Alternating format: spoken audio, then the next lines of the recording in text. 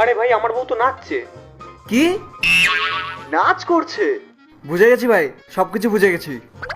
আরে কি বুঝে গেছিস, আমাকেও তো বোঝা। ভাই তোর বউ পাগল হয়ে গেছে, ওকে ডক্টরের কাছে নিয়ে যা। হ্যাঁ ভাই, আমার মনে হয় তাই হবে। সকালবেলাই আমাকে বলছিল ও নাকি পাগল হয়ে যাবে। মনে হয় পাগল হয়েও গেছে।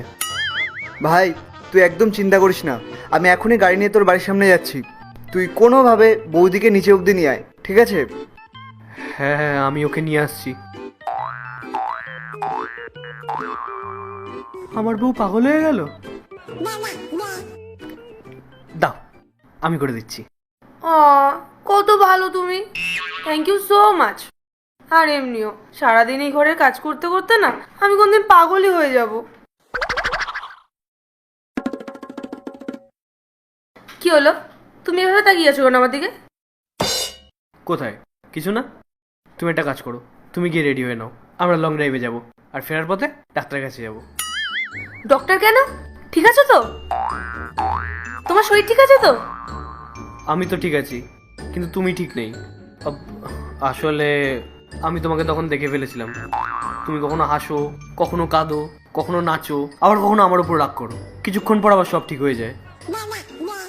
তুমি চিন্তা করো না, আমি তোমাকে ডাক্তারের কাছে নিয়ে যাব, তুমি ঠিক সুস্থ হয়ে যাবা। আমি পাগল নই। সব পাগলরাই এটাই বলে যে আমি পাগল নই। হ্যাট, আমি পাগল নই, এবার বুঝতে পেরেছো তো? পাগল না? তাহলে এগুলো কি? আরে ধুর, আমি আমার ফেভারিট সিরিয়াল দেখছিলাম, ওখানে দীপার হাজবেন্ড অন্য একজনকে বিয়ে করে নিচ্ছিল। ওটা দেখে আমি ইমোশনাল হয়ে গেছিলাম, তাই জন্য তো আমি কেঁদে দিয়েছিলাম। তাহলে তুমি নাচছিলে সেটা? ওটা, আরে ওদের বিয়েটা হতে হতে না ক্যান্সেল হয়ে গেছে, তারপরে দীপা আর ওর হাজবেন্ডের মিল হয়ে গেছে। ওটা দেখে আমি এত মজা পেয়েছি, ওই জন্য আমি নেচে দিয়েছি। তুমি না এসব দীপা টিপা দেখা বন্ধ করো, আমি তোমার চোখের জল দেখতে পারবো না। তুমি আমাকে এত ভালোবাসো? না। যেটা জানার ছিল সেটা তুমি জেনে গেছো, যাও এবার এখান থেকে। কেন?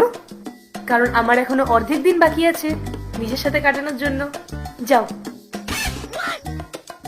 যাও, আরে যাও।